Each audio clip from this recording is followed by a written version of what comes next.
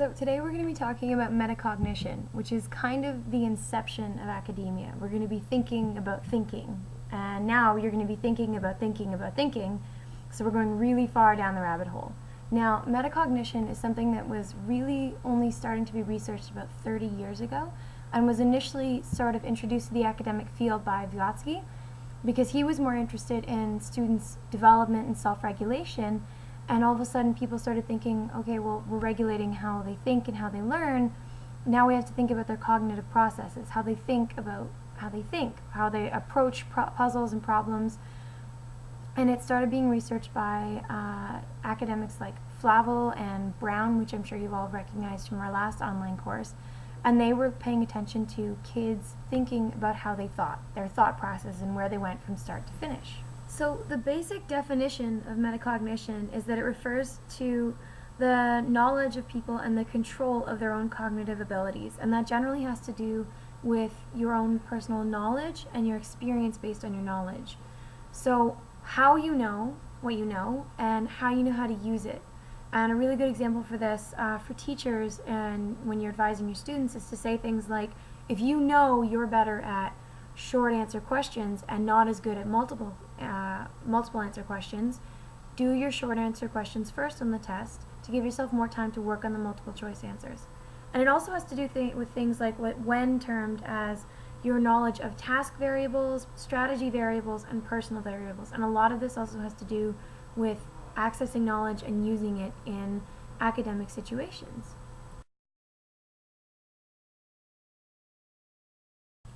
So basically, as teachers, we're going to be teaching our kids, and when we're talking about metacognition, is we're teaching kids how to study. We're teaching them how to recognize what they know, what they have trouble with, and how they know. Because a lot of the time, we don't actually teach our kids how to study. We teach them all these things to memorize and learn, but we don't teach them different ways to approach the knowledge so that they can best benefit from what they're being presented. And this is something that really I want to focus on in this video, is how to teach your kids how to study. I find that you end up with a lot of kids that go through high school and end up in university, and all of a sudden, with no teacher kind of guiding them, just going to lectures and reading, you have kids that have no idea how to learn material on their own and how to study and how to organize their thoughts. So what's following now is going to be a list of really good ways that WEN recommends we help our kids learn how to study and practice teaching how to study in the classroom.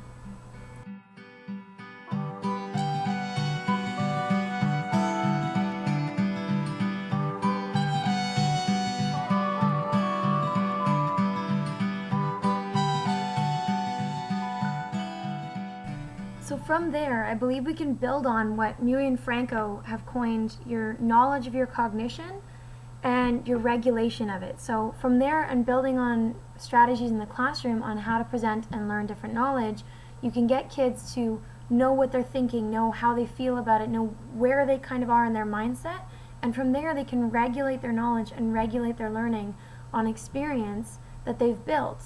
So a lot of metacognition is just building up how you think, and when we build up kids' metacognition and how they think and why they think and how they think about all these ways of thinking, you end up with a student that's much stronger in problem-solving situations, in test situations, and in situations that require strategy, because all of a sudden they're much more aware of themselves. They're much more aware of, okay, how do I usually respond to these? Where are my strengths at in test situations and problem-solving? Where am I good and where can I go from there?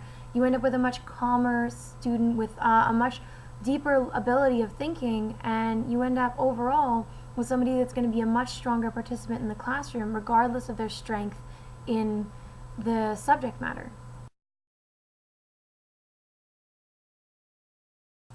Now this is something I was very excited to present because I know all of you have done this. You've all used metacognitive strategies in terms of development and cognition in your classroom without even thinking about it. The way you teach test strategies, the way you present material in different ways, all of these ways that you present material to your kids are metacognitive strategies. And 3 basic metacognitive strategies in which you've all introduced material is connecting new information to former. So when you evaluate and go over past material and find its connection, building off of an already existing cognitive connection and information that these kids can recall from, you build off of that. And then you select deliberate thinking strategies, step 2, and you select these different thinking strategies to present material in several different ways to allow different kids to connect in different ways. And then finally, you plan, monitor, and evaluate their thinking processes through test questions. One of the competencies in sciences is all about following a thought process and building up cognitive abilities. So this build-up and the basic metacognitive strategies are things you use in the classroom all the time when building up new material to present to your students.